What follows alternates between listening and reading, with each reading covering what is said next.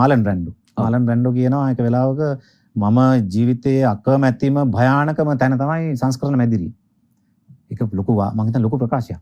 ඔව්. ඒ කියන්නේ එතකොට අපි කොච්චර වැඩ දැම්මත් කොච්චර සර්කස් පෙන්නුවත් තමයි එඩිටර්ට එහෙම නැත්නම් සංස්කරණ මැදිරියට පුළුවන් අපිව සම්පූර්ණයෙන්ම විනාශ කරලා දාන්න. ඒ කියන්නේ නළුවා දුර්වලව ඇඩ් කරත් සමහර වෙලාවට යම් මට්ටමකට උස්සන්න පුළුවන් ගොඩ දාන්න පුළුවන් මේ සංස්කරණ මැදිරියට.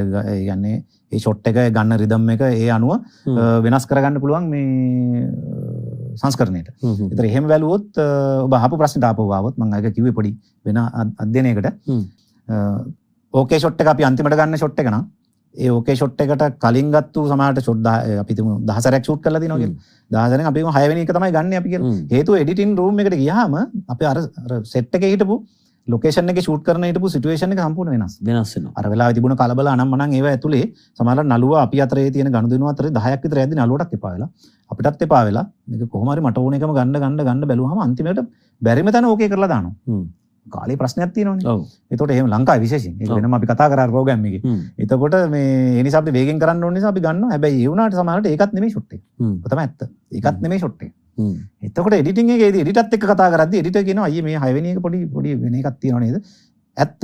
හොඳටම ඇවිල්ලා තියෙන එක තැනක අවුල් නිසා තමයි මම ඒක නැවැත්තුවේ. ඔව්. හැබැයි ඒ තැන අවුල් වුණාට වඩා ඒකේ යන අයිඩියා එක සමස්ත කතාවට වැදගත්.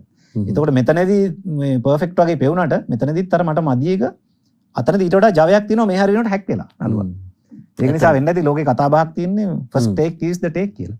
පළවෙනි take එක තමයි ආයේ මේ සිනමාවේ මේ ටෙලිවිෂන් මේ ටෙලිවිෂන් නාට්‍යයේ first take එක තමයි take එක. අයියේ fresh.